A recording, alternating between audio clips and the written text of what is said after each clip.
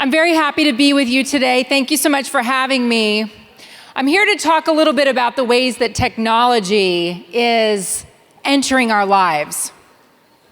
You know, I remember the times when we used to tell our machines what to do. If you wanted to heat up the water in the microwave, you told the microwave how many minutes and it would do it. If you wanted your washing machine to wash your clothes, you told your washing machine the spin cycle, the heat, and it would do it. And now all of a sudden, the machines are telling us what to do. If I leave the laundry in the dryer too long, it beeps, it beeps, it beeps, it beeps, and it's telling me, come get your clothes out. The microwave, the refrigerator. Now they have refrigerators that will even tell you, your milk is empty, don't forget to order it. Do you want me to do it for you on Amazon or on Fresh Direct or whatever your grocery store is of choice that will deliver your food? Technology has come into our lives so much that now in very deep, important conversations rearing my children, I find that the tech is getting to be the go-to. For instance, when my 6-year-old son said, "Mommy, was God the very first human on earth?" And I said, "Oh, well, that's a hard question to answer." And he said, "Can we Google it?" The technology that we have now is making our lives easier. And companies know this. And companies are looking for ways to make their business more relevant, more efficient, more necessary to you. And in doing so, they're employing lots of different advances, lots of different ways to reach you and make what they're offering relevant to you and your needs. And at the same time, there are huge pitfalls. They have to think about the cyber hacking that can happen. They have to think about your data and what it's worth and how to protect it. They also have to think about what happens when tech leaps to the next level and is truly telling you what to do in autonomous vehicles and the like. This has become so important, and the thought leaders on this front, as well as the actual scientific leaders, many of them come from the Latinx community. These are the people who will be the deciders about what the tech is and how we use it, how we protect ourselves, and how companies protect themselves in making their businesses more relevant. I am so excited to introduce to you today the self-proclaimed, and I think we'll all agree, badasses of tech and the future of you.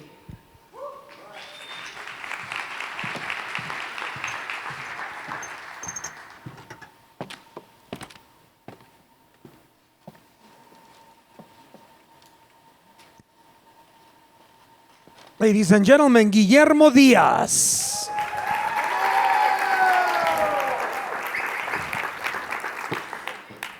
Buenas tardes.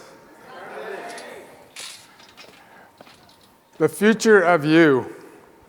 This is what we're going to talk about. The good thing is, I'm so honored to be here. And I'm so glad that they said Guillermo Diaz, not Guillermo or Guillermo or Gorillamo. Guillermo Diaz. And I'm glad that everyone in this room could say that. And I'm so proud that my name is Guillermo. And I'm so proud that my last name ends in a Z. And I'm so proud to be part of this. And last year, when Sol asked me to do this, it was two of us, Thaddeus, who you'll meet in a second, and myself. But this year, we brought in the tech badasses. The tech badasses in the industry that happen to be Latinx, Latino, Latina. So I'm very blessed to be the senior vice president of what we call customer transformation of a very small company, $50 billion, called Cisco Systems. But I'm also the chairman of this great organization called HITEC, the Hispanic Technology Executive Council. So who are these badasses? And you're going to hear them in a second. But together, HITEC represents all of these companies that are on this board. And HITEC are the CIOs, the CTOs, the CXOs, the technology leaders that are leading us into the digital age. And you know, you've seen these numbers. You've heard all these trillions of dollars, 1.7 trillion. But the people that are leading these corporations, the market capitalization that these Latinx leaders are leading is this number right here, over $5 trillion that we're leading. This is the power of HITEC. And this is what I'm very proud to be here today to talk to you about, and how we're going to drive the future of you. You in your personal life, you in your business, and you in your community. And these are the friends that I brought today. Thaddeus Arroyo, Lili Valletta, Miguel Gamiño, Rosa Ramos Kwak. And we're going to be hearing about the future of different areas. You think about the Jetsons. You think about, what does this future look like? Is it real? What is this thing called the digital twin, and why is it so much bigger than me? But part of this is true. There's still a vision here. There's a long way to go. But I'm telling you, it's on the horizon. And this is what we're starting with, the future of you. But I want to start simply, okay? And I want to use you guys, this is a test. So I'm going to ask you a question. Look at this slide and say, what would you prioritize? Food or spending time with your family? Okay. How about water, shelter? All right, now put them all together. All right, now I'm going to do a test, because I tried this test with my daughter and her friend. I said, hey, I'm going to do this talk next week, and I'm going to test it on you. We're sitting at the table at a party, and we're eating, and we're drinking, and their phones are next to them. I said, okay, what do you choose? Your food, your drink, or your phone? Well, my daughter said, I'll choose the food. The other girl said, I'll choose the drink. So I took their phones away, and I put them in each pocket. And about 10 minutes later, this cheek starts buzzing. Then this cheek starts buzzing, and they're like, give me my phone, give me my... I said, no, you choose food, you choose drink. And pretty soon they were starting to beat me down, because they could not live without their phone. But that is how we live. You think about your kids. Think about you. My Wi-Fi went out the other day in my house, and I was freaking out. Technology is foundational to everything that we're doing in our personal life. But we don't have to prioritize, because it's all connected. When we want to connect with our family, when we want to order something on the spot, we can order shelter on demand. Airbnb, but it's all connected. You can do this all in 5 minutes. But what does this mean to you? And you've seen the numbers, but I'm going to share with them again. 58 million, 1.7 trillion. But look at this number here. The median age, 28, 29, depending on what report you look at. Our counterparts, 47. But the real interesting piece is when you look at the numbers, look at the top blue and the top green line. These are the 0 to 17 and 18 to 34. These are the digital natives. They wake up every day. My kid came out of the room with one of these in his hand. They're digital natives. And they're getting younger. We're getting younger.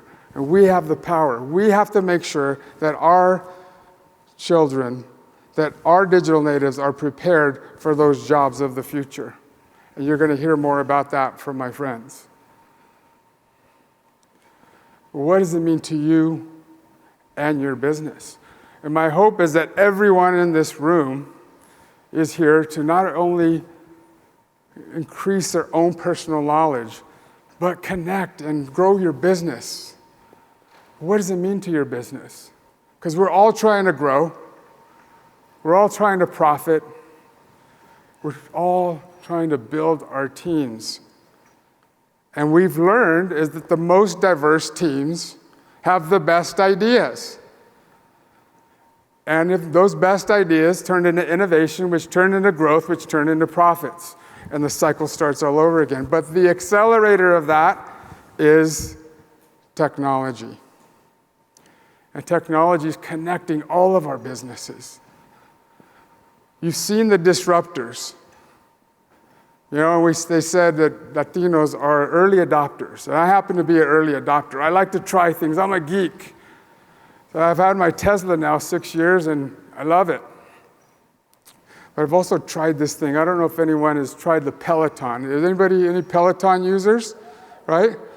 So this morning, I don't know if you've been to the gym over here, they have a couple of Peloton bikes that when you get there, you can log in, and my username is digital. So I log in, and first thing that comes up is it's Hispanic Heritage Month. So do the Hispanic Heritage Ride with Shakira and J Balvin and da-da-da. So I'm riding the bike, listening to that. But guess what? The instructor, Robin Arzon. Has anybody you ever use Robin Arzon? She is a badass. She will kick your ass in Peloton. But Peloton just went public this week. And guess what? Robin Arzon, Hannah Marie Corbin, Jess King, they're all on the stage. All Latinas, all contributing to the IPO of Peloton.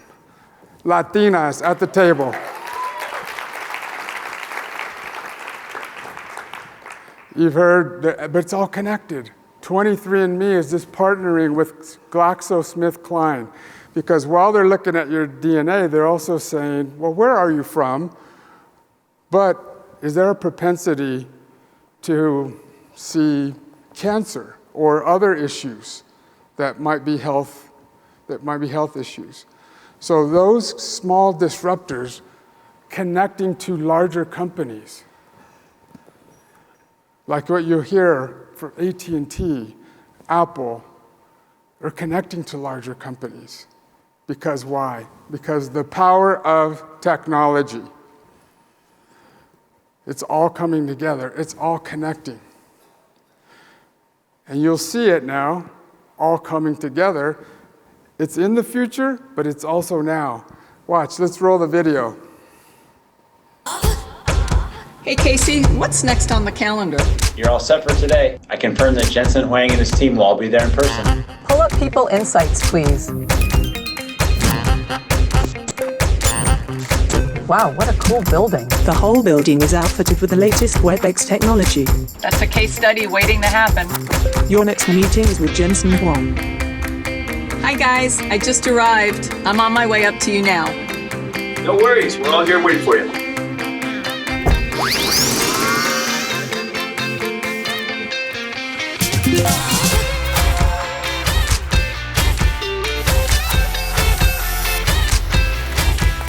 Welcome, Jerry. This way, please. I'm nearly there. Jensen. Jerry, welcome to NVIDIA. It's great to have you here. Hi everybody. I feel like I know you all so well already.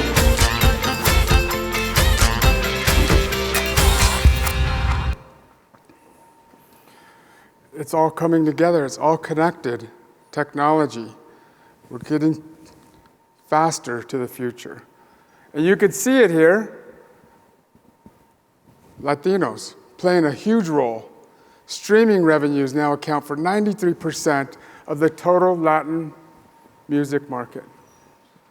42% Latino businesses make up all minority firms. So we play a huge role in this mainstream economy. And we need to continue to drive those numbers up, and we need to continue to raise that next generation of Latino talent, Latinx talent. And that's why we're here, to talk about what are those jobs of the future? What are those skills of the future that we all need? So let's frame this up. And this is what you're going to hear today from these tech badasses. You're going to hear about the foundation, but you're going to hear about the future of finance. You're going to hear how our cities are more connected than ever, and what is going on with the future of cities. Cultural intelligence. You heard of AI? Well, we're going to bring it even more. We're going to talk about CI. We're going to talk about cultural intelligence, and we're going to bring it back together with a discussion. But at the very core, when you're not connected, when you don't hit the application of Angry Birds and it doesn't work, you get angry. So it better work. When that Wi-Fi goes out, trust me, that's the first thing that your kids will tell you. Not the milk, not the food, but the Wi-Fi. There was this, in Cancun, there was a banner from Mr. Señor Frogs, and it says, "I love my wife." Oops, shit, I meant I love my Wi-Fi. When I show that to my wife, she doesn't appreciate it, but you know. But let's get to it. And to start us is how this all comes together. The connectivity, the connection. And by the way, what you're seeing over here, this is a digital board that my friend Aaron here, by the way, Native American background. And what you're seeing here, and we're going to put this vision all together on this digital board, and we're going to send it all out to you so you have it. You have all of the numbers, all of the vision on one page. So she's going to be doing that while we're talking. So to really talk about how it all comes together, the power of connectivity, the future of connections, I'd like to bring up my great friend, my great mentor, somebody that is not only a trailblazer in business, but bringing up all of us, bringing up the next generation of Latinx talent. And this person is now running a $120 billion business. And his name is Mr. Thaddeus Arroyo.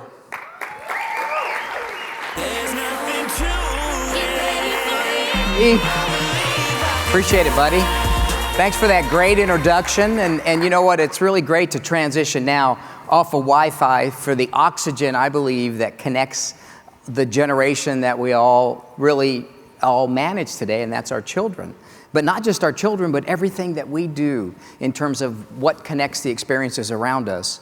And you know, when I was here last year at the inaugural conference, you know, I just really want to take a moment to give a shout out to Saul, Gary, and the entire team here for elevating the content yet again and for bringing these experiences together to bring this into the forefront of what we are discussing and what's really important in terms of this new mainstream economy.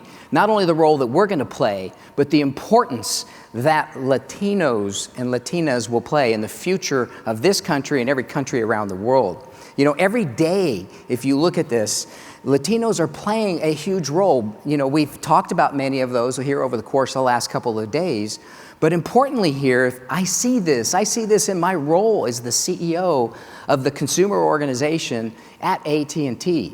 Not just in who we serve, but but in those who serve our customers. And we stand here at the doorstep now of the next generation emerging. And we stand here at the beginning of a next decade where we'll see this amplified for many of the reasons that you've seen covered here over the last couple of days.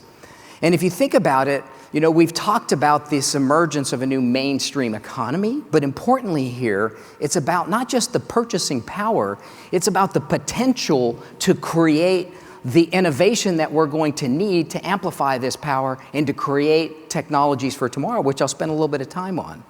And from many of the stats, and I think many of these bear repeating, and a very important one here is that this community represents, and we can't say this enough, represents the size of a top 10 global economy at 1.7 trillion. And even more, it's the fastest growing percentage of the new workforce. Yet still, and I think there's an amazing report out on this that came out of the summary in analyzing this new demographic, and it's really that more than 75% of the Hispanic population is yet to realize the potential of what I'll be discussing today. And it's an outstandingly high percentage when you look at it, that we're standing here at the forefront of the next generation of so many technologies and with limitless opportunities ahead. And as we look forward, and G touched upon this, and it's not because I don't want to, you know, try to pronounce his name in Guillermo, it's really that's the way we all know him to be, but he's really talking about this next wave in mobility. We're at the cusp of the next generation of this, and the next generation in wireless, you've heard it already, it's called 5G, and it's going to represent the basis for which this future is built.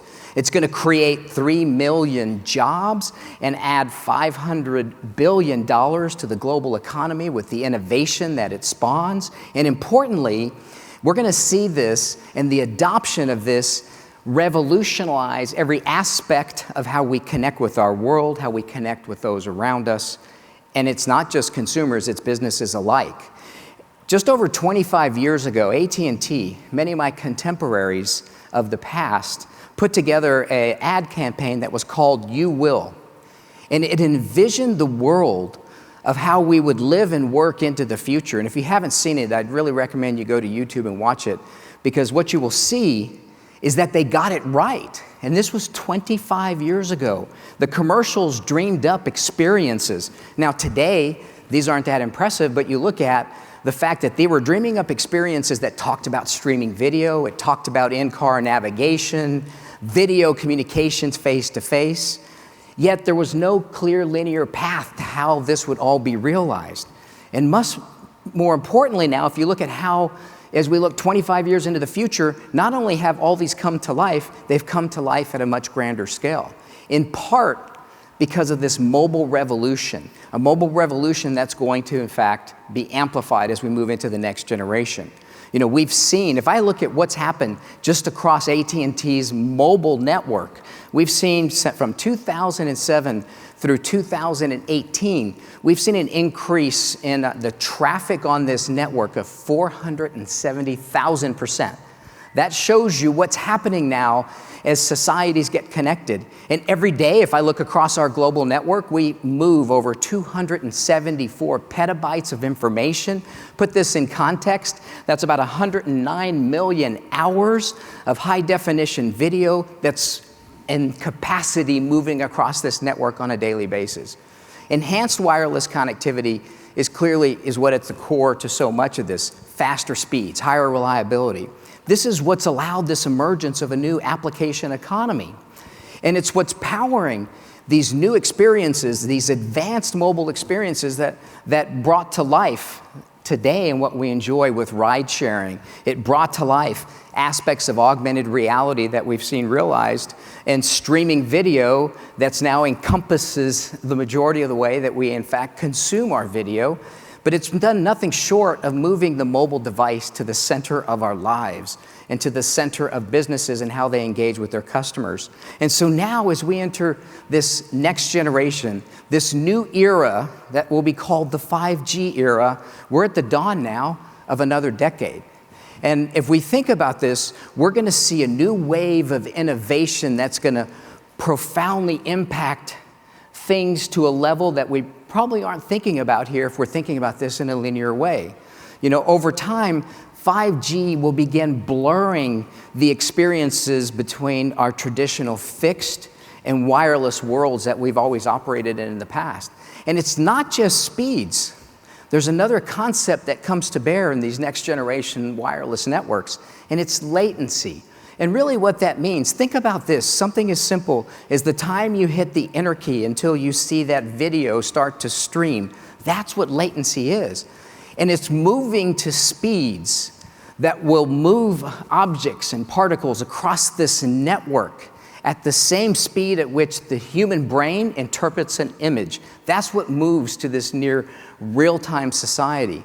You know, last year at AT&T, we introduced our some standards-based 5G communication services, and now we have this deployed in parts of 21 cities across the United States for early adopters and creators. So just know this is really already starting to come to life. We're at the very early phase of it. Artificial intelligence now, machine learning, and the Internet of Things, all coupled now with edge compute. All these technologies converge because the power of compute that they all need to ultimately transition an object into an experience can now be delivered instantaneously over a network when you can take latency out of that experience.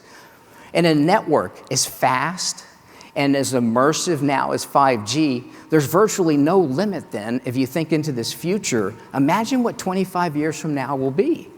And experiences that come to life, and they come to life in far shorter order than that, are items like remote surgery, telemedicine, augmented reality to the next level. Clearly what we've all seen emerging around autonomous driving, and even entertainment and fan experiences that will allow you to experience a game through the eyes of a player on the court or a player on the field. And this is really now entering into this new field of the art of what becomes possible as these technologies come to life.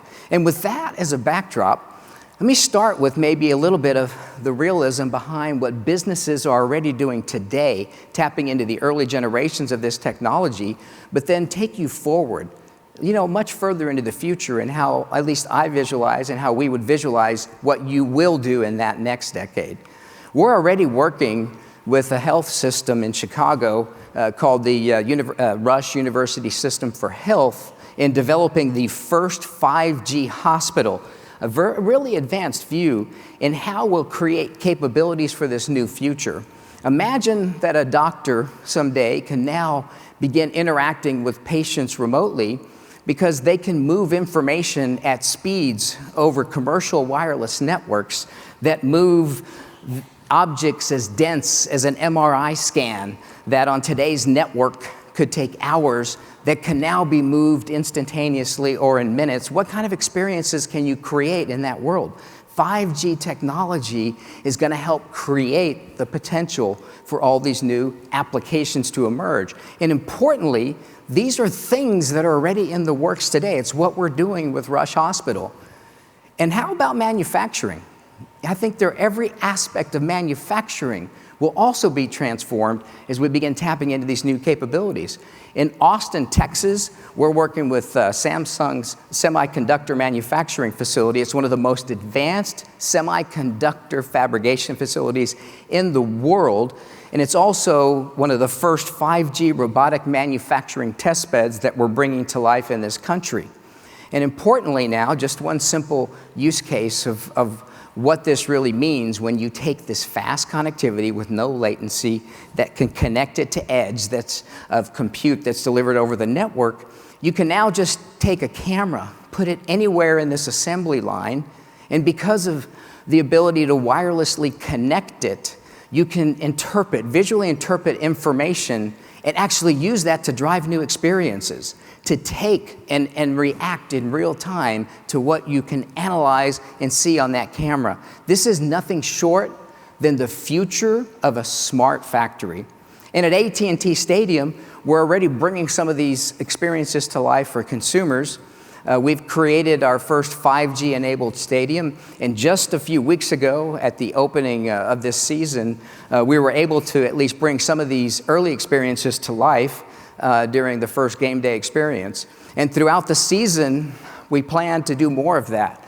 We're going to offer these unique 5G activations. Think of this as a view into that future life of what we can offer, but one that's already coming to life today. And it allows for these extended experiences that you can essentially interact directly with real-life players in this digital context, and also allows you through a Samsung 5G phone to be able to overlay real-time statistics in your view of play across that field. And it's just the beginning of the dramatic experiences that become possible as this technology continues to evolve. And in retail, we're already working with a number of companies. Just one example is what we're doing in robotics with a company called Badger Technologies. This is going to accelerate the potential for retail automation, and by connecting these devices to the network to be able to interact and exchange information. But these robots patrol the store aisles. They're looking at inventory levels. They're looking for merchandise that could be in the wrong area, and importantly, for even prices that have been misapplied. And what does all this do? It empowers the retail associates to do what? To focus on that store experience and to focus on serving customers in new ways. We believe that these robots and robots will move deeply into all of these retail experiences, and all of this serves to elevate the experiences that we can bring to all of our customers across many industries. And it's just a small view, if you will, into what will happen here in the near term in this process. But now I think it's important, though, to spend a little bit of time with maybe what you will be doing into the years ahead and the decades ahead. And I want to provide a glimpse, and it's a glimpse that might seem fanciful, but it's an important one, I think, as we look at, the types of things that we can do in the years ahead if we were to try to think through what that would look like. Think of starting your day, as you brush your teeth, but this isn't a normal experience because, thanks to, moving beyond the standard non-connected toothbrush, we can actually have sensors in the toothbrush now that can take saliva samples, even breath samples, and use that information to read your vitals, and importantly, display all of this on your mirror and detect health conditions like the common cold. And in that example, unfortunately, we don't think it'll be cured at this point. So that at least it'll take you to this next part of this experience, and that it'll allow you to order cold medicine because it knows where you are throughout the day and deliver it to where you'll be at that point in time and just wave your hand to finish the experience. And on this day, you happen to have a meeting at another location and there's heavy traffic, and so you need to find an alternate path. Well, no worries, because your Uber's not a car, it's not an SUV, it's an Uber ride-sharing aircraft. You can book your flight, go to one of the conveniently located heliports or skyports, hop on in, and that hour-and-a-half ride just became 15 minutes. And this is becoming real fast. At AT&T, we're already working with Uber Elevate on revolutionizing this short duration autonomous version of flight and making that future a real possibility. Well, now you've gone into the office, you're in your meeting, and the room is full, but importantly, your colleagues and your interactions aren't just physically taking place with those in the room, you're actually working with holograms that are ultimately creating these real-life experiences in these spaces. And conference rooms are able to become much more interactive. And in the future, the glass screens become a circumference upon which we can now begin interacting. Just as smartphones have in the past and computers have evolved, this next generation does nothing short of creating workplaces where we can move into a world where we can truly co-create and drive new immersive collaboration experiences. And later in the day, as you walk to lunch, you're going to see that you could see an experience of a tragedy occurring or a nearby building that's on fire. But hovering around the building are drones, and these drones are sending information to incident commanders and local personnel. Moments later, fire trucks can arrive, but importantly now in this next generation is that the firefighters are equipped with smart helmets and smart gear. These firefighter gear now has wearable cameras See what I see capabilities now that can extend these to not only local but centralized incident commanders, and ultimately provide also for a safer environment because they can share the vitals with those around them and those that are supporting them. Heads-up display. Imagine that with ultimately being able to display the maps of the building, the floor layouts, and importantly, a view of other relevant information.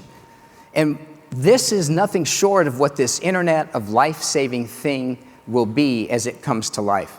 You arrive home from work, you move into your next immersing experience, but of course, you now need your cold medicine delivered, so here comes the drones. There's hundreds of thousands of delivery drones, and they'll be able to manage this through this intelligent drone network.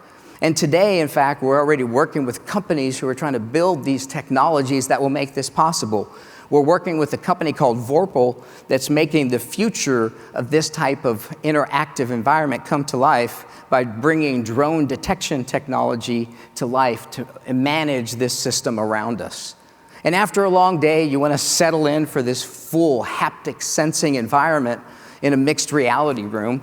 This space will allow you now to begin bringing your digital life to bear in real time through this fully haptic sensing environment. And it all becomes possible through this low latency network that takes all of these capabilities and goes to where you are at that moment in time.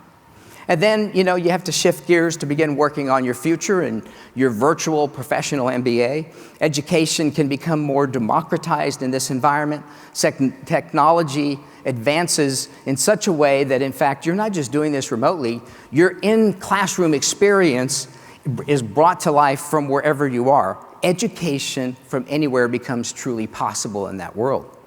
So, that's clearly a glimpse into, at a high level, of things that you can do. But in a world where technology and connectivity is evolving at the pace that we've seen in the past, importantly, the only limits that exist are going to be the limits of our own imagination. Henry Ford, the founder of Ford Motor Company, he says something that I always like to reflect on here because I think it's so important. If he had asked the public what they wanted, they would have asked for a faster horse. And you put that and you think about how we look at evolution and innovation, and I think it's an important new context to bring. Because I'm sharing this because if you think about this with many of the ideas, they may seem far-fetched and they may not come out in this same function or this same form, but importantly, everything really did not exist until someone invented it. And that's an important part as we look at this, because I think the challenge to all of us, the challenge to our new generation of workforce leaders who are coming in from across the Latino community needs to realize their potential, but realizing their potential by being this continuous learner and bringing new capabilities to bear, but also going to where those opportunities will exist. This massive influx of human talent is going to need to make all this innovation possible. The next generation of mobility, the next generation of technology has arrived, but we're still at its infancy. And I think if you look at it, this is not only advancing every day, you can see that it's going to begin to accelerate as we look into the future. So I encourage all of you, just to at least see a very small glimpse of this, to go to the booth area here and the exhibits and take at least a few small samples that we have at the AT&T booth there, because I think you will see that there are already some very early examples of what you will be able to do in that future and what you can imagine. And so, I think as I, look at kind of continuing this journey, and as I mentioned earlier, I think this potential for this new mainstream economy has never been better. It's never been stronger. But more importantly, I think it goes in dimensions that go beyond everything I've discussed. And with that, I want to invite my good friend Rosa Ramos-Kwok to come up on stage and take us now through this same journey in yet another industry. Thank you, Rosa. Hey, good afternoon. Buenas tardes. ¿Cómo están todos?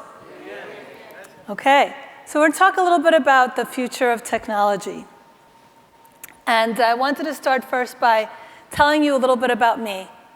So I'm a managing director at JP Morgan Chase in global technology. What the slide does not say is we are at Latitude, right? I am Latina from the Caribbean. Any Dominicanos? All right. Any Dominicanos from Manhattan? Okay, well, if you're from the East Coast, from Manhattan, I'm from Washington Heights. So I'm a real Dominicana, all right? I started my role in technology and financial services right out of college as a trainee. Worked my way up to managing director because I think I can share this with all of you. We know what hard work is all about, right? Yes.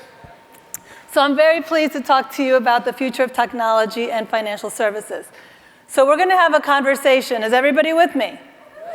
Okay, let's talk a little bit about JP Morgan Chase first, and what does it mean to operate at scale, both for business and technology? 51 million digital customers. 1 billion sign-ons every single month. $6 trillion in payments processed every single day.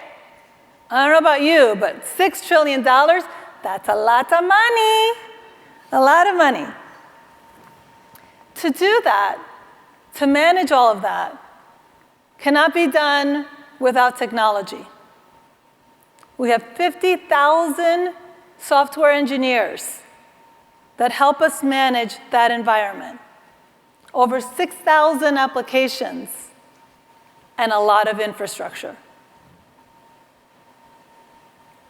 So we've been talking a lot about digital, but let me see. Are you guys with me? Show me. Do all of you have a mobile phone? Let's do a little concert thing. If you have a mobile phone on you, turn on your light.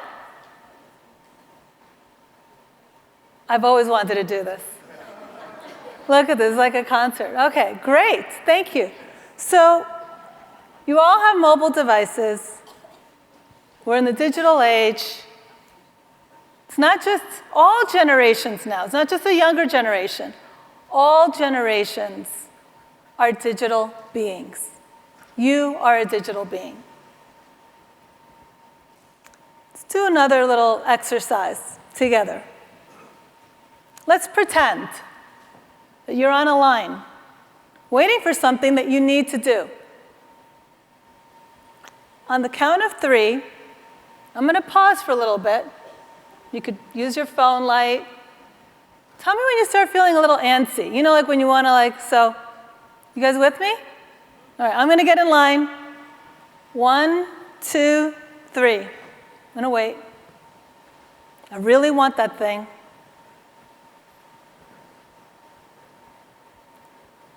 Just a few seconds, the first light came on. You start feeling antsy. You start feeling impatient. Why? Because we're the now generation. So that's why we need that digital engagement. We have a number of platforms so you can engage when you want. Whether you're a consumer and you need to pay a bill, you need to pay when you buy something, or you want to invest yourself. You could do that with an advisor, or you could do that self-directed with our new platform, You Invest. Or if you are a corporation or a business, you want to make payments, cash management, that is all available to you digitally. Because we are digital beings, we're also impatient, and we want things now. Digital solutions for digital beings. So the first component of the future of you in finance is digital. So it's another multiple choice question here. A or B, really easy. When you are looking to engage in a service or buy into a service, do you like having one choice? Or would you rather have some options? So A is 1, B options. B. I'm with you.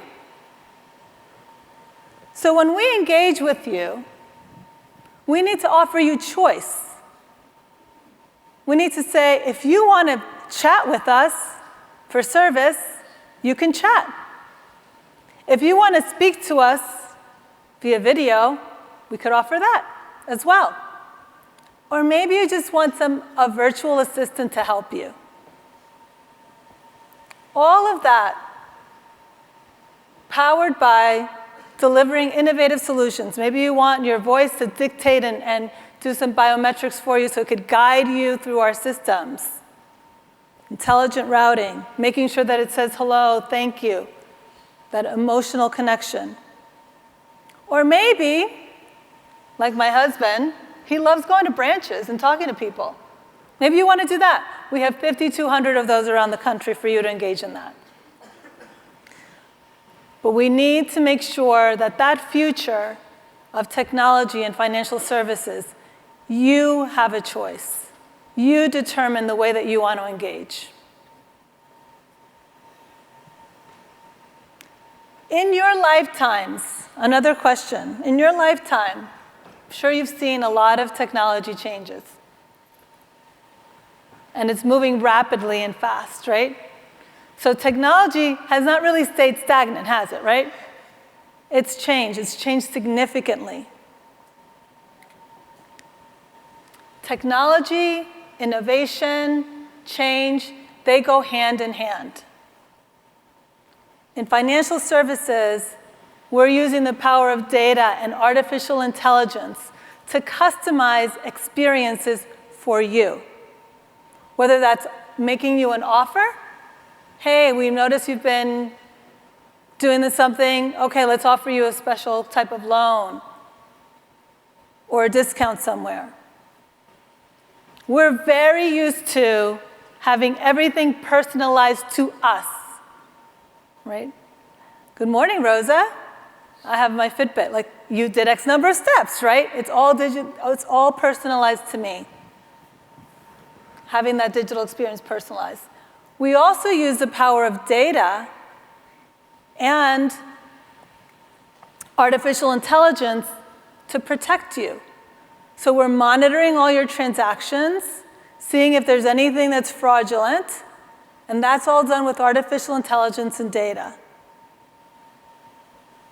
So change and innovation, that is another part of the future of you and technology. Question for all of you. How many of you want your money to be protected?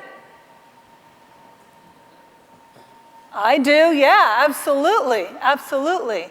So security is another component.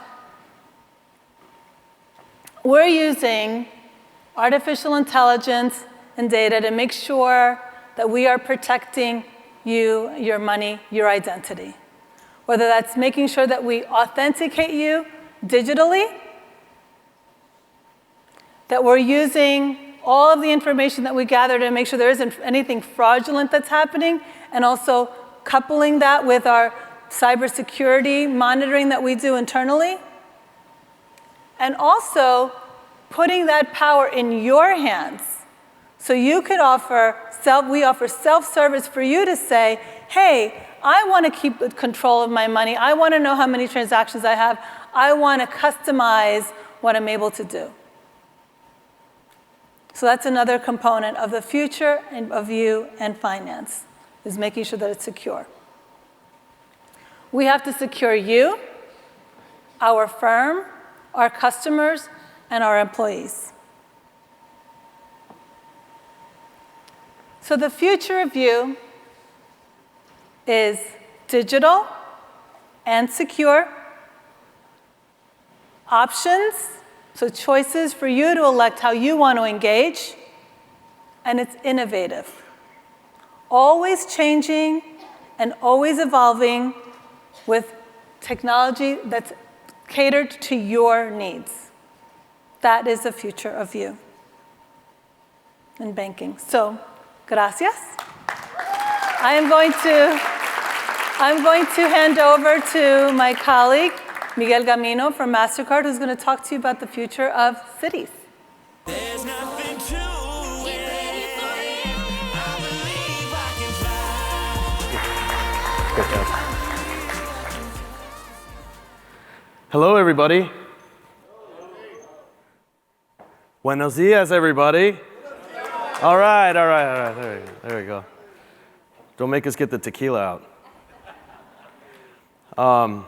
Thank you so much to Guillermo, Thaddeus, Rosa, Lili, who you'll meet in a moment, for inviting me to be part of this band.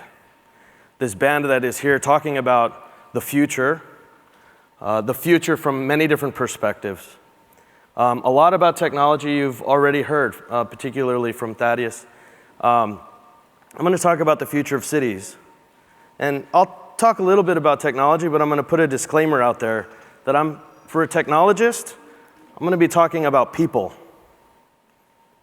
Because that's what's really important when we think about cities and the fabric of society that they involve. For a little bit of background, kind of to illustrate how I came to this story that I'm going to tell you. I was a startup entrepreneur, recovering startup founder from El Paso, Texas. Thank you. Public school student, state college graduate, kind of found my path. And somewhere along the way, I got talked into doing my civic duty, to doing public service. And I, to be honest with you, didn't have a very high regard for public service.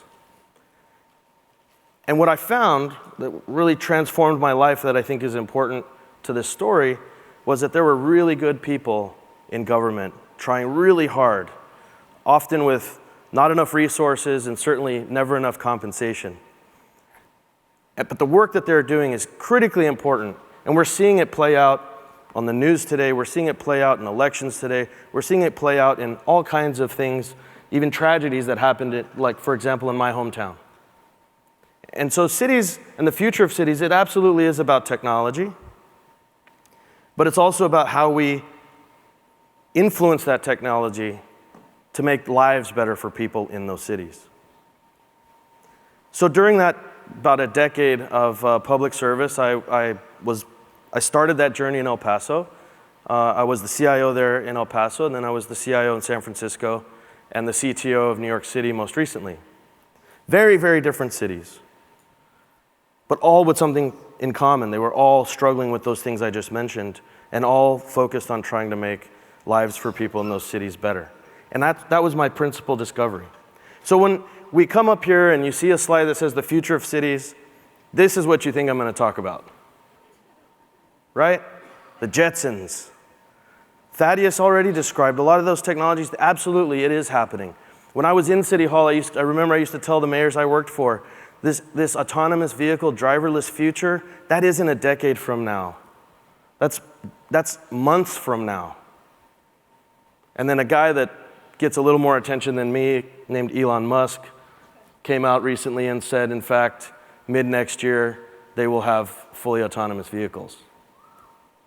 So it's happening. This future is happening.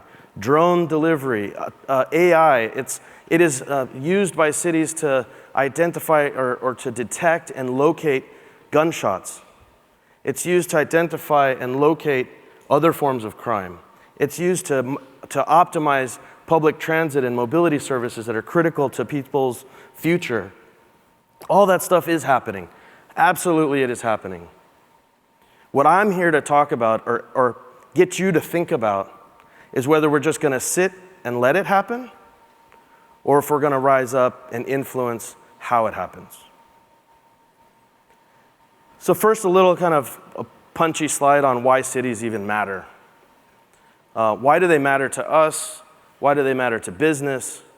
And here's my kind of landscape.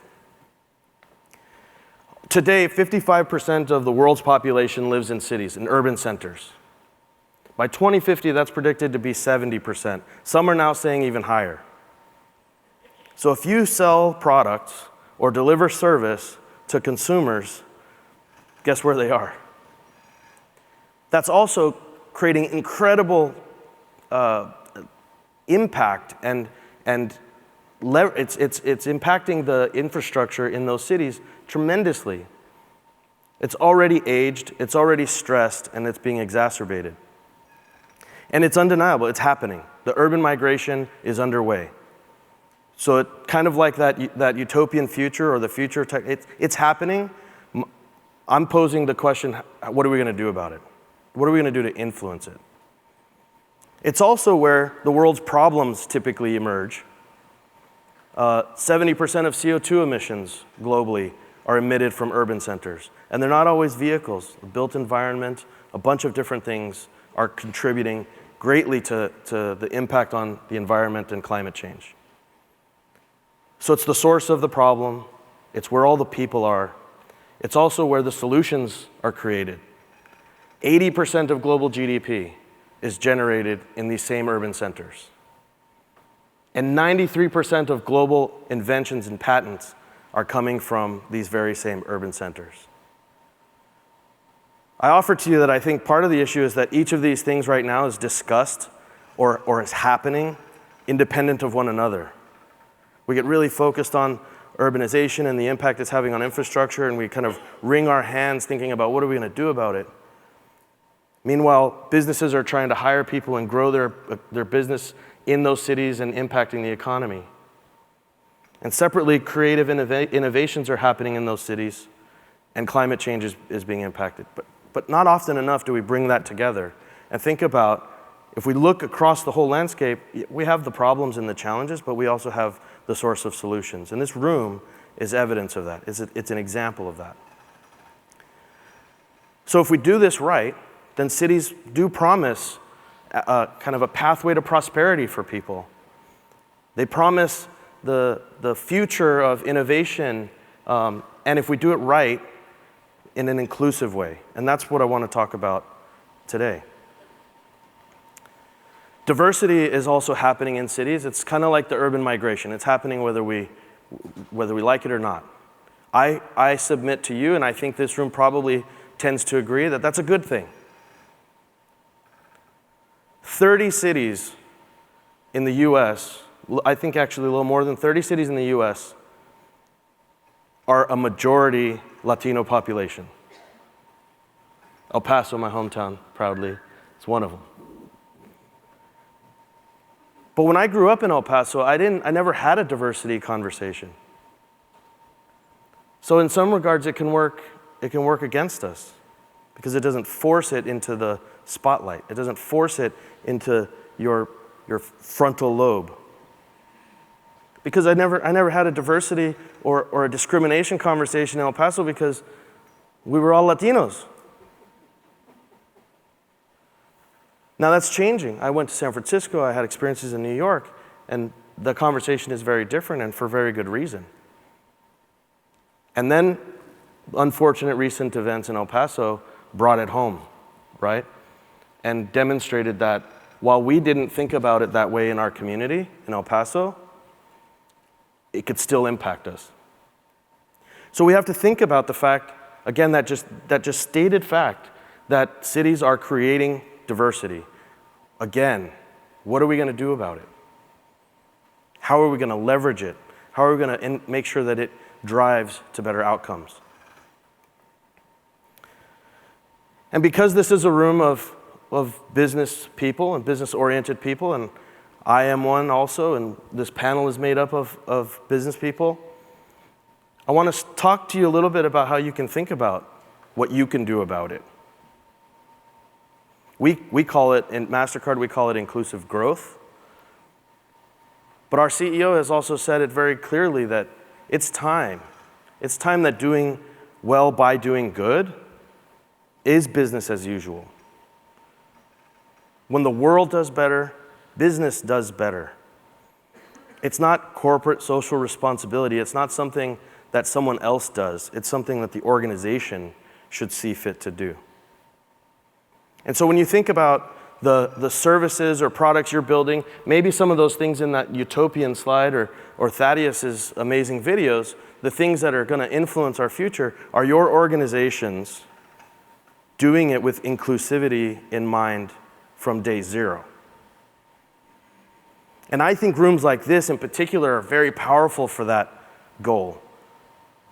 For the same reason that we're here talking about how to promote each other and how to help each other move forward, and how we're going to help impact the world, and that we influence trillions of dollars of not only market cap, but consumer spend and all these things. But how do we make sure that our organizations, that our companies, not just us as individuals and consumers, but that our companies are building products and services that lead to inclusion and inclusivity in these cities?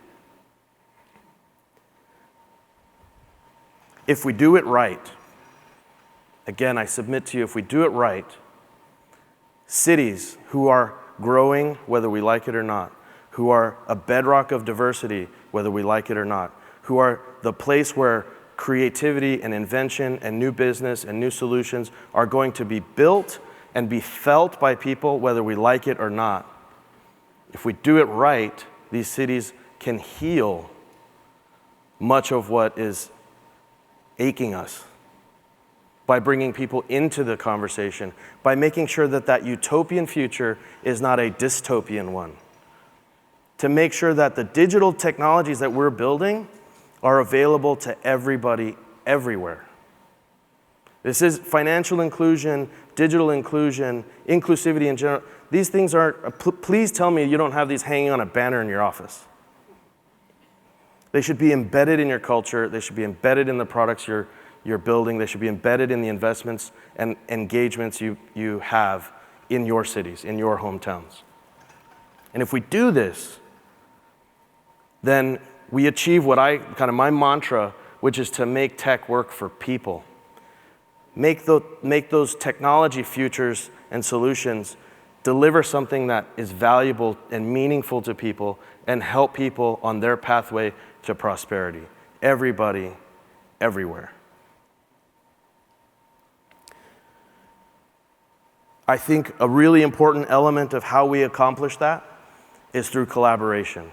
If you get everyone around the table, their voices are heard, the stuff that comes out of those conversations will be representative of those voices. So rooms like this have to engage with rooms not like this also. To me, and this might be controversial, it's just as important that we have this conversation among Latinos and Latinas as it is that we engage in the conversation with other groups. And really, we have the opportunity as a culture to lead real diversity and real inclusivity in a conversation in cities around the world where we are becoming the majority.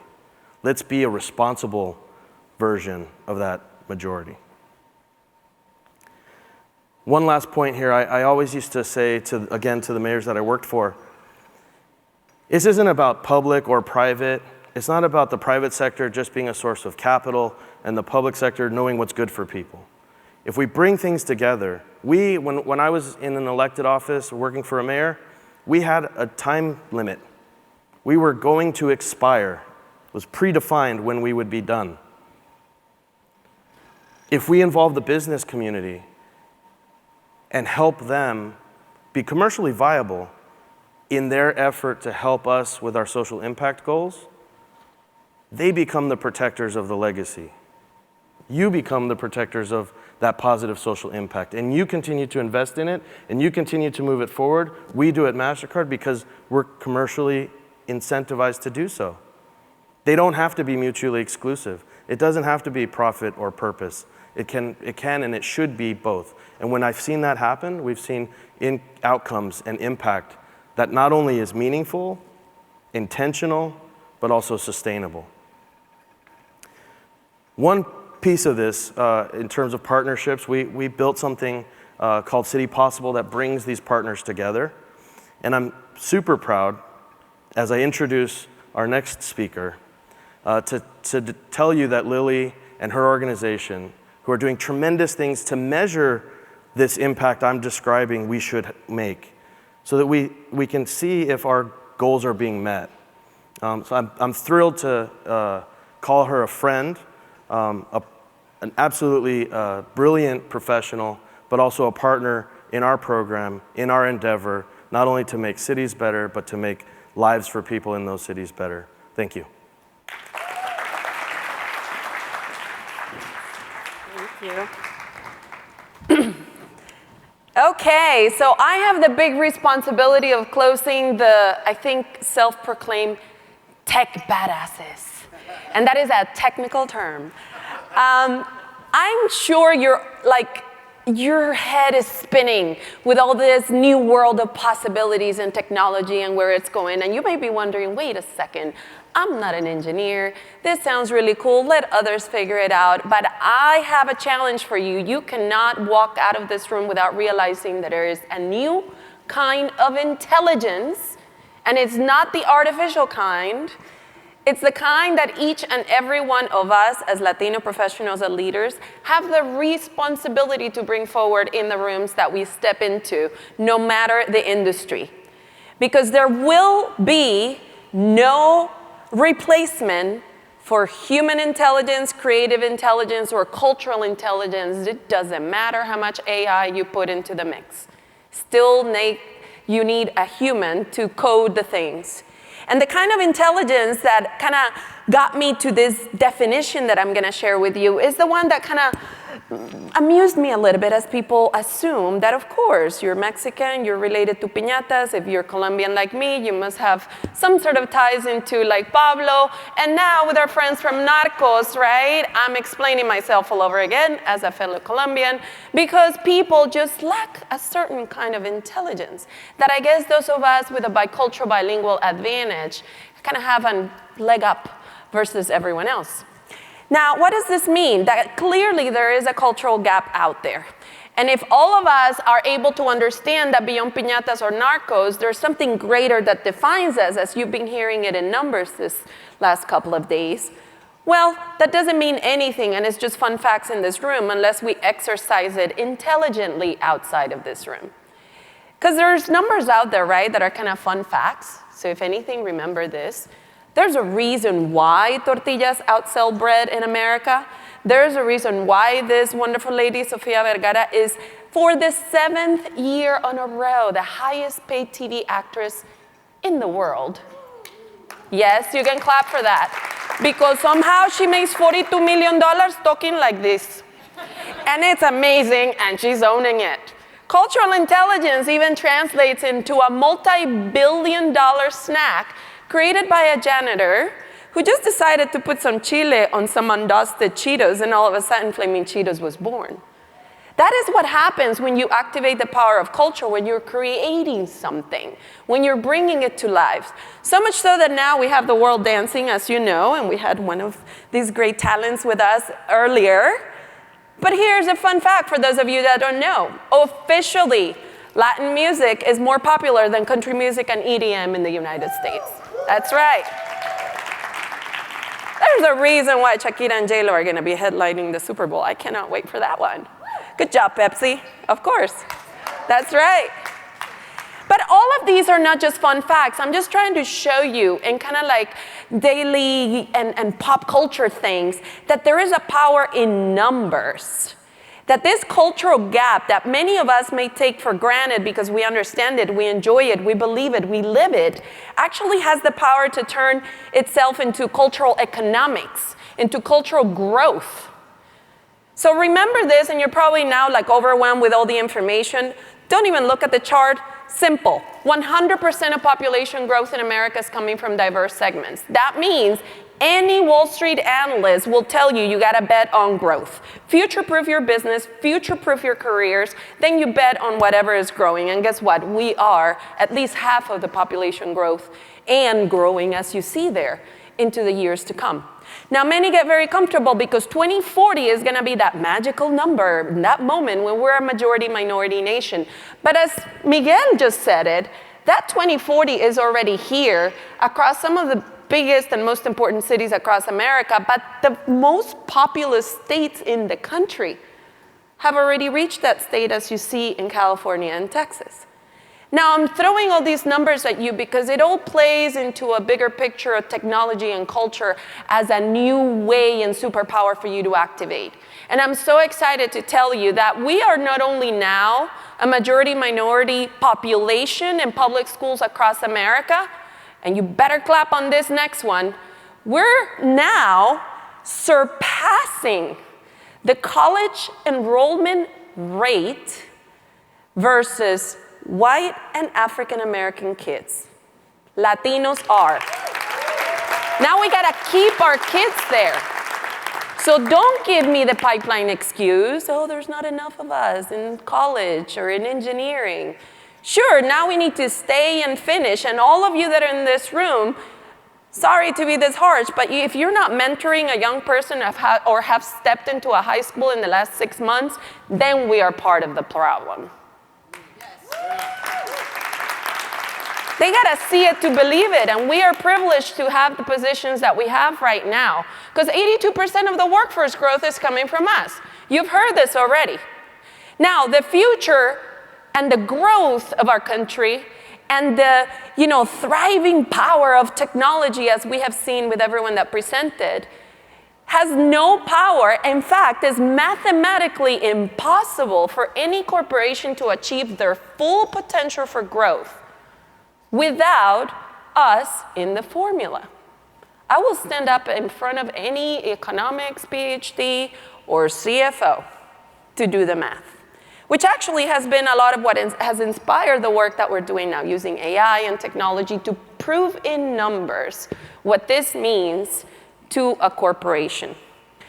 So again, I don't want you to feel so overwhelmed with this crazy world of technology, but I do want you to realize that there's something special about you.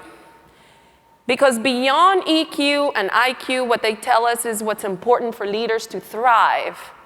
There is cultural intelligence that by definition, because of who we are and where we come from, we auto-exercise, but it means nothing if we just leave it as the fun culture to go dance and throw the Cinco de Mayo party at the cafeteria. Cultural intelligence is the ability to be aware of, understand, and apply cultural competence and insights into everyday business. Cultural intelligence in its early inception was perceived as this warm and fuzzy thing of people feeling so inclusive of each other's culture. Well, I'm telling you that there's a new definition that actually has implications in the tech world. Because there is no way we can achieve the product inclusion or the city inclusion that you have heard from Miguel and the other speakers, for example, without someone in the room, likely looking like you and I, challenging the specs, challenging the user needs, challenging how the budget is being allocated or not, because we are the ones in the room with the cultural intelligence. Now, how can we really activate this? When often in corporate America, or even as we're designing product, this is what happens.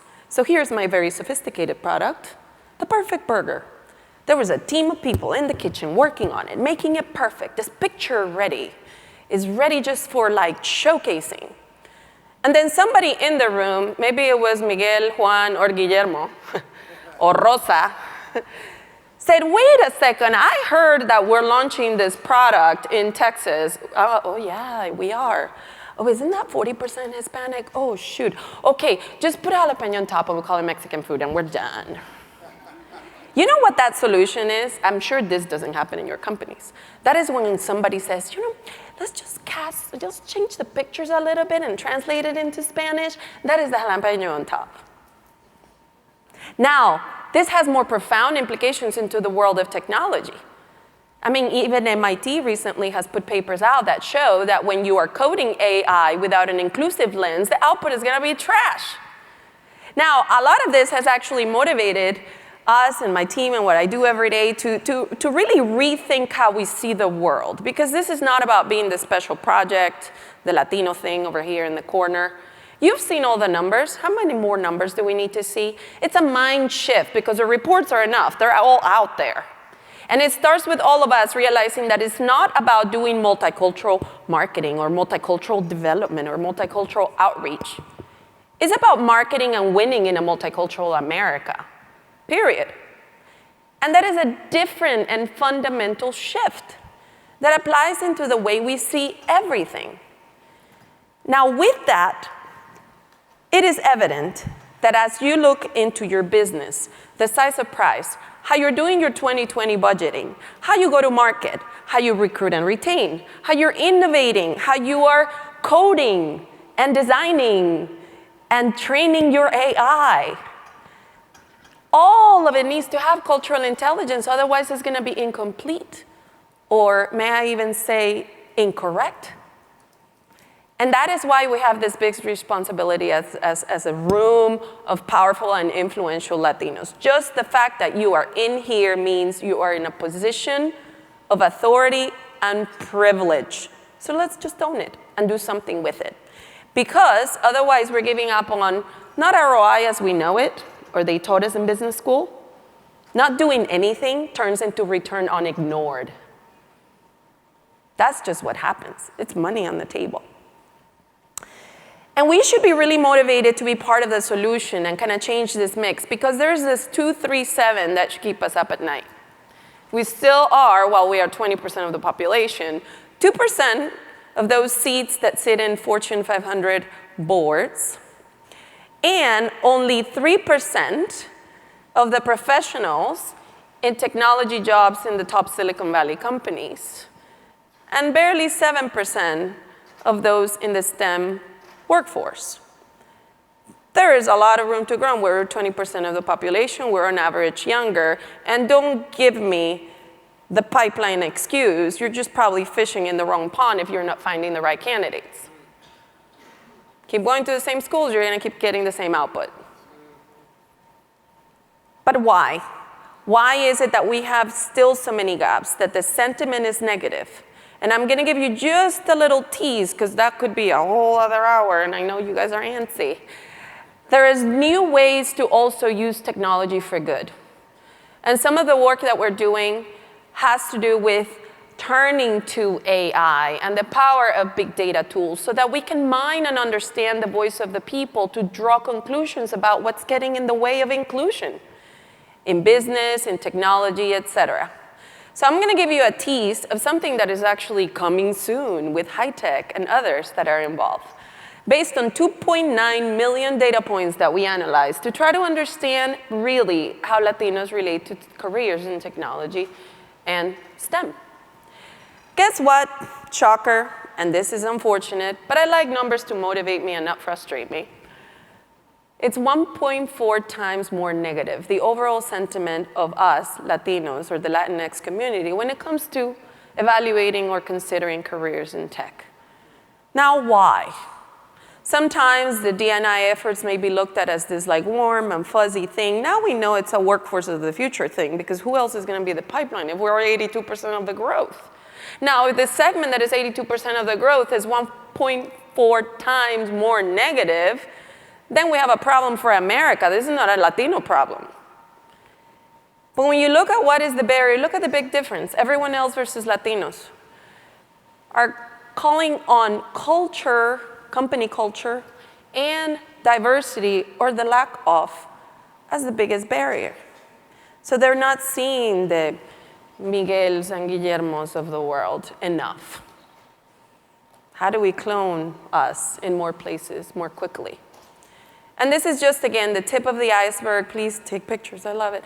We're going to publish more of this and democratize the data, AI-powered insights, thanks to our friends from HITEC. Some spoiler alert, in a couple of weeks, we're going to have it ready so you all can have it. Yes, we want everyone to have it. We're kind of obsessively looking into how can we use technology for good, technology through the lens of inclusion, because guess what? And I'm proud to say that. As a proud Latina founder of a company that is 100% minority owned, I have yet to find another AI-powered company that is looking at data through the lens of inclusion. Fine, if it's not one of us in the room, then who is it that is going to challenge the tech to get the output that we need to make some progress? So as you saw, and it started like this with Guillermo, it's all about you. We can wait for the system to get better. We can wait for others to figure out AI. We can wait for our wonderful high schoolers that are now enrolling so fast to graduate. But that's going to take a long time.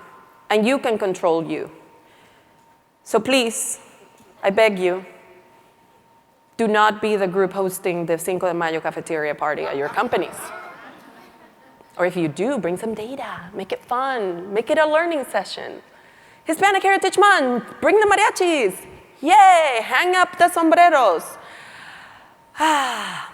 Yes, we need to own and celebrate our culture, but it's not just celebrate our culture, elevate our culture in the power of numbers that it represents. And that is cultural intelligence, and that is your superpower. So remember this picture when you forget everything else that you heard today, and realize that, as Spider-Man says, with great power comes great responsibility. So you have the power. You know 100% of the growth rate. We know how big and important we are. What are you going to do with it? Here we go, really fast, because the clock says 0 and it's going like this. You don't see it. It's very stressful for me. Anyway, so 3 things to do. Shift your mindset from being this victim, small mentality, to being the victor. It's a cultural celebration that goes above the Cinco de Mayo into innovation.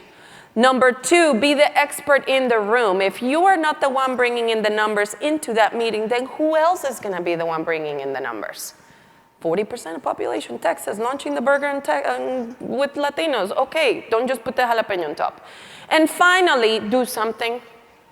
Like I said very bluntly, if you haven't stepped into a room with young people in the last 6 months, fine, I'll give you a break. 12 months, then question it.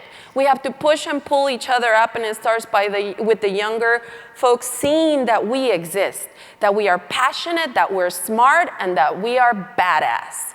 So please, let's own it. Embrace the power of cultural intelligence. And by the way, don't be scared of technology, because this girl, daughter of 2 engineers, who happens to not be an engineer, is having a lot of fun in tech, and yes, it is possible. So with that, go out and kick some butt. I think I'm gonna call the Avengers of tech badassness over here.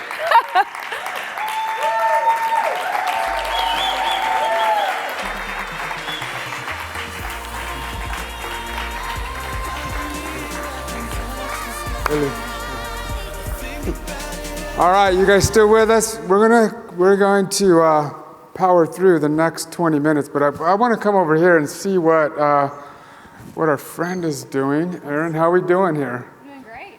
Wow, look at this. Pretty cool. We started with connections here, future view, connections, cities. Wow.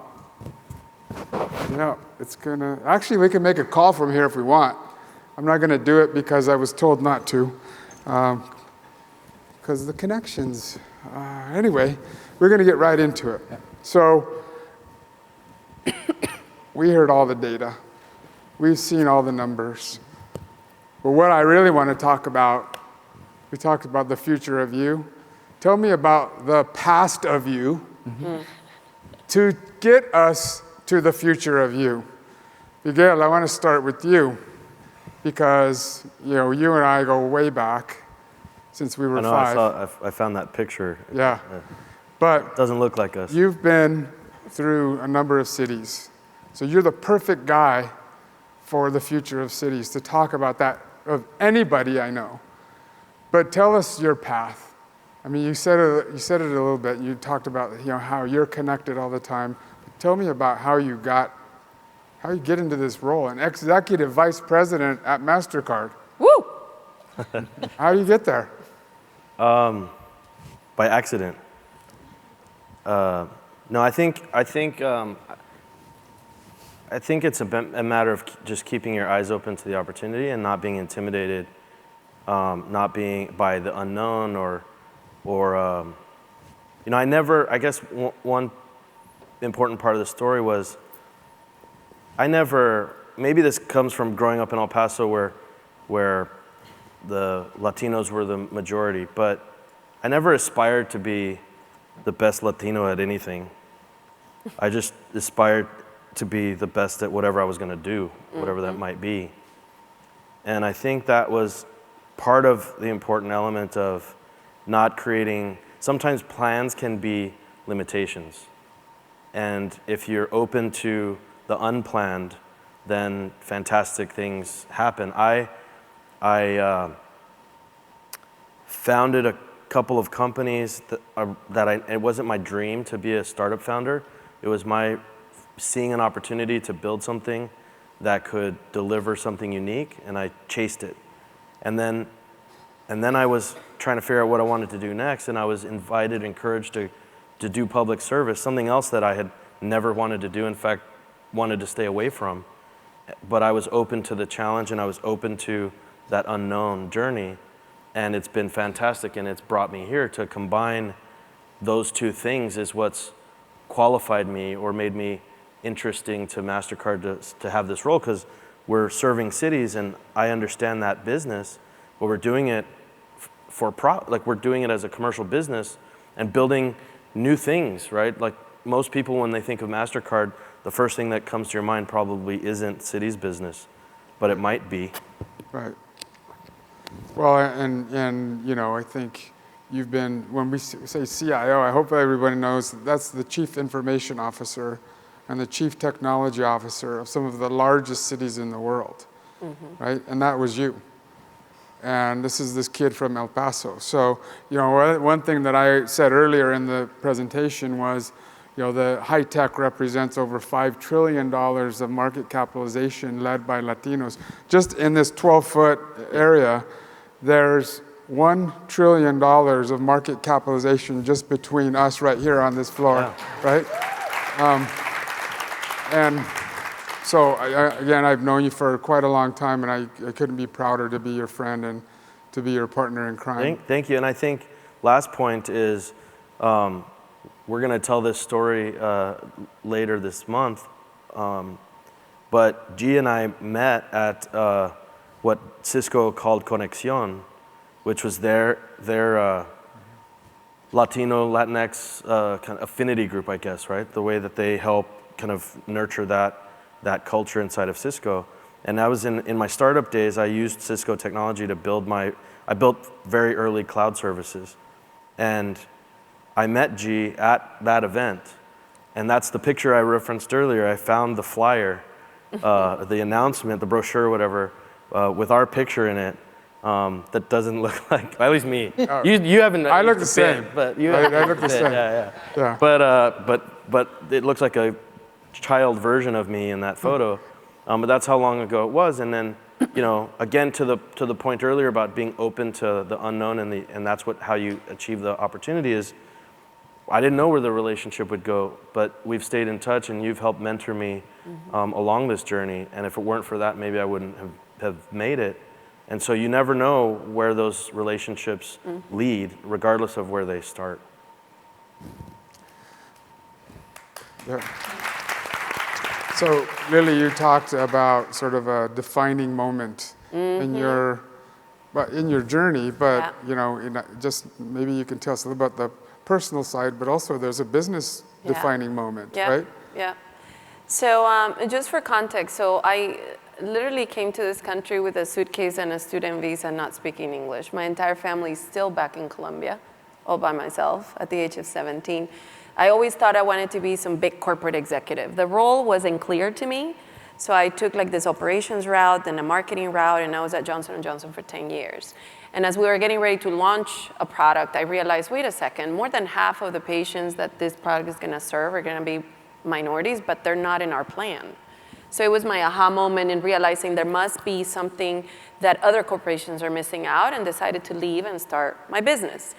So I was very kind of happy and excited to create this company that was gonna go out and work with Fortune 500s with the size of price analysis, the data, the business analytics you need so that you can tap into the full power of the market. And that was going really, really well until in one summer, literally within a 2-month period, we lost 60% of our revenues with 2 phone calls. I was the very spoiled entrepreneur that up to that point, we had been in business then probably like 5 years. We had this crazy hockey stick of growth, and it was 2 M&As. So one company got acquired, another one was doing a hostile takeover, and there was all kinds of things happening. So I got really mad for like 24 hours, and then realized, and I talked to my partner, Enrique Arbeláez, another fellow Latino. I said, dude, I refuse to be a freaking services business. This sucks. I was like mad. And that moment was when I said, we have to evolve, productize, and tech enable what we do. If it wasn't because of that loss, I would have never ever bumped into the guy that now is our chief data officer, the amazing data scientists that are in our team, and created what today is the only tech-enabled source of cultural intelligence for corporate America. So you never know where the journey takes you, kind of like by accident, as Miguel said it. Now, was I intimidated because, oh my gosh, can I be in tech and not be an engineer? Yes, you can. So stop telling yourself stories. Just surround yourself with people smarter than you and do it. What's the worst thing that can happen? Not doing it is already failing, so might as well try it. And here we are now. So it worked. So defining moments change you, and they actually transform you. They break you or make you. Right? Yeah. Great. So Rosa, I don't know, you put some numbers up there earlier, but I don't really, hopefully everyone understands the impact of kind of your role. I mean, you're running our economy in some cases, and that JP Morgan Chase. I mean, you're like you're true badass in finance. But I mean, you tell us a little bit about. You said a little bit about your journey, but I mean, if something happens at JP Morgan Chase, like you're on the phone. You're like this. You're responsible for it. We right? definitely keep it protected. Yes. Yes. So Absolutely. tell us about your background. Okay, I think, from a background perspective, I think I mentioned in my talk that after college I went to a training program. And, Lili, you talked a little bit about you not having a tech degree and being in tech. I didn't either. I majored in psychology when I was in college. I went to some of the worst public schools and some of the best. And so I had very good logic skills that I learned at Bronx High School of Science, and had this opportunity to, like another science person. So I had this opportunity to join this training program, which is kind of like a boot camp today. And tech is just logic, and that's what I learned, and I put it to use in some of the most significant financial services firms, Morgan Stanley, Bank of America, and now JP Morgan Chase. And put that to use at those firms. And I think, one of the things for me, at least going through my career, my journey, is honestly the importance of having sponsors and people who believe in you. That's so important, and honestly, that's really important for women especially. And I'd have to say for brown women too. It's not easy being brown all the time. So, and that's what really helped me through my career, is having people gave me that opportunity, working really hard, and applying what you've learned, and applying that to these large corporations that fuel the economy of the world. So one of the things, though, so Rosa is also, and that's her day job, but also she's the vice chair, but she pretty much bosses me around, but she's the vice chair of HITEC. So she's doing both. So maybe you can say a little bit more about what you also do with the community, not only at HITEC, but with even girls in tech, right? I think it's really, really important for us to realize that you can't be what you cannot see. That is so true for our community. If you're not out there, if you're not paving that way, I know throughout my career with HITEC, mentorship is a passion of mine. And when I say passion, like I will clear my calendar for anyone who needs a mentoring session, because that's what we need to do. We need to push up, we need to pull up those behind us, and that's something that I'm really passionate about. I was speaking at Syracuse University just on a recruiting trip one time, and this young lady came up to me, and I will never forget the conversation, because she said to me, my mom doesn't want me to go into tech. I'm like, why? It's like because she doesn't see jobs, she doesn't know about tech. And so many of the parents are ill-informed about what it means to be an engineer and how well you can live. And I said to her, I'll call your mom. Stay on the path, because you're a unicorn, and you're gonna have so many job offers if you stay on this path. And she said to me, you're the only executive that I've ever met that looks like me. And that is so important, and that's why I'm like just so passionate about mentoring. We need to build more Rosas, right? And I think this is what you were talking about, right? Yep. So sort of kind of bring us home, Thaddeus. I said it earlier when I kicked it off, but I truly mean it. As you know, anytime I sent you a text or anytime I picked up the phone, Thaddeus was there. Thaddeus, you know, you're there not only, I mean, you know, correct me if I'm wrong, but $120 billion business. 117. Okay. Close. Hey, round it up, okay? Round it up. But come on, man, how does this Hispanic kid grow up to run a $120 billion business? Can you give us that path and that journey? And I also know that you talk about a saying that your mom or your grandma always sort of gave you, right? Sure, and I think it's all rooted in, when I look at this, it's much of what I spoke about today. It's this art of the possible. But it's the art of the possible if I look at, you know, my life and my career that's inspired through the DNA of immigrants. And my father immigrated to this country from Spain. My mother's family immigrated from Mexico. And with that, you know, they brought hope. And I think this DNA that we have and so many immigrants that make this country as rich as it is, and that is this desire for more.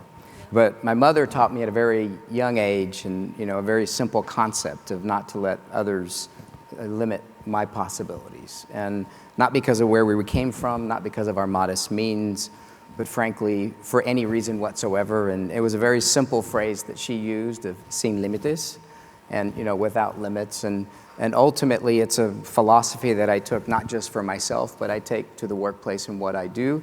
And the teams that I run. Some of them might debate that, and that is that, you know, not to put these limits on your teams and get the full power of what we can get from everything around us. Because in fact, we don't let our own myopic view or our own experiences, good and bad, limit what those teams can accomplish. We bring the benefit of an experience by using all the talent that we have. And that simple phrase, that simple concept of what I brought has led me to so many places, and also the desire and this, you know, beyond the desire, and it's not wanting more, but it's the willingness now to, and again, I think it goes back to this DNA of an immigrant, but ultimately not let, you know, comfort become the enemy of your growth. And you think of what immigrants sustain to go into a new country and what they're willing to bring. It's not to seek comfort, it's to seek opportunity. And I bring that forward as well in my career, and I've been fortunate to have many who have pushed me and not taken no for an answer, because we all have human instinct, and the human instinct is to do just that when you have an opportunity to go do something new, because it's seldom an upward opportunity, it's go take on a new challenge. And what's the first instinct that we all have? And it's to stay where we're doing very well, or to ultimately continue where, you know, what we're doing today. And I would tell you that, you know, the willingness to go and take these orthogonal moves and build new skills and build new abilities is only going to happen when you're willing to take those risks and to operate. I would say that to operate in this constant position of discomfort, this constant position of, frankly, fear of, you know, not knowing whether or not you can succeed in what you're doing, because that's when you grow, that's when you evolve. And interestingly enough, it's what drives your journey, because I could never have imagined where I would be today, you know, had I, you know, not brought that to bear. But at the same point, I wouldn't have even pursued a tech degree. I chose to go study mathematics and computer science, and I had never touched a computer in my life. And it was just, you know, ultimately just not having that fear as I went into it, and could never have defined a path that got me where I am today. And clearly there's a lot of luck and a lot of support that ultimately goes into this. But I give every bit of credit to my parents, what they instilled within me, and ultimately what they created by taking away that inability to let anybody limit what you can do. Oh. All right. Speed round. Yes. Corn or flour? Corn. Maíz. Corn. Maíz. Maíz. It's unanimous. All right. So with a burger with jalapeno on it? I know. All right, so we're gonna bring it home. I'm gonna come over here real quick and let's see how Aaron's doing. We have quite a bit here, and this is the wow. I read badass. We're gonna. This is the badass right here. How about that? So I think Miguel said it. He said it. We saw the data. And this is not just about the data. This is about what we're going to do. This is about how we're going to step up and how we're going to support the next generation. I made it my purpose. We talked about the platform.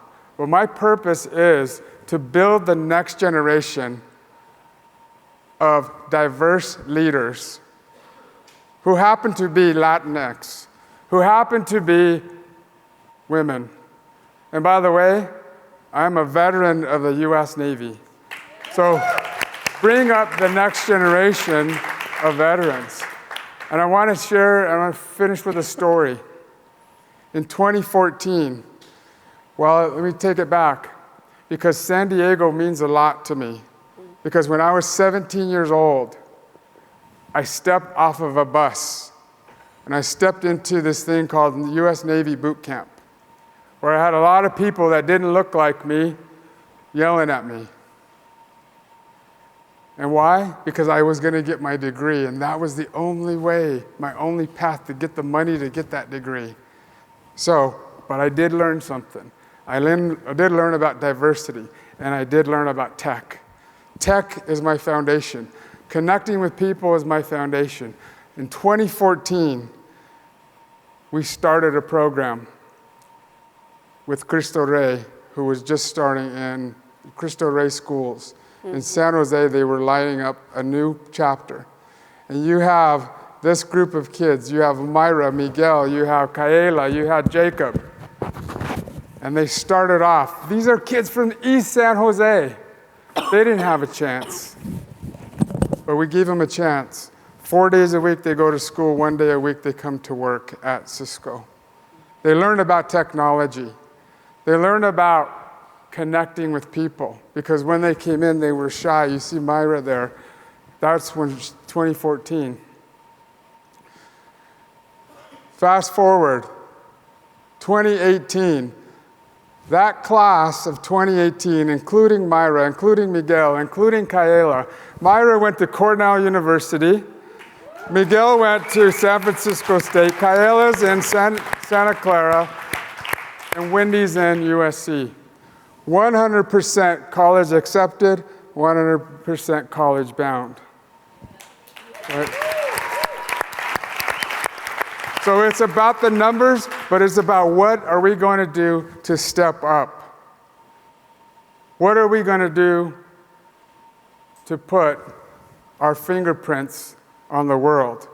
We, the Latinos, the Latinas, we are the mainstream economy. And I want to thank my panel here for being the badasses that you are.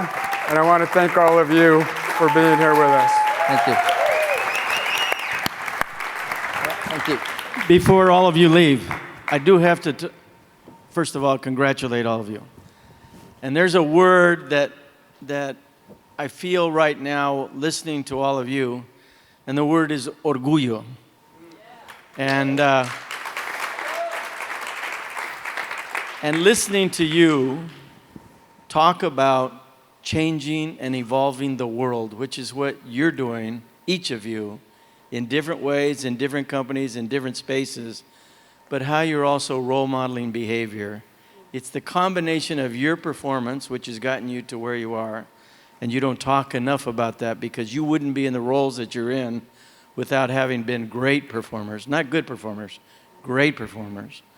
But also then having this need and this feeling that you need to give back, which is very special in each of your own ways, and role modeling behavior, reaching back and bringing others.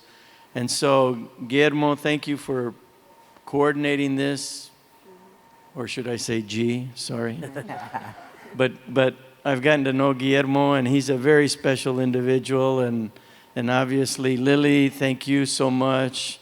And Thaddeus, I mean, we're so proud of you with your recent move in terms of 120 rounding, because you're going to take it beyond that, and I know that you will. We're giving a 10% growth target right here on stage.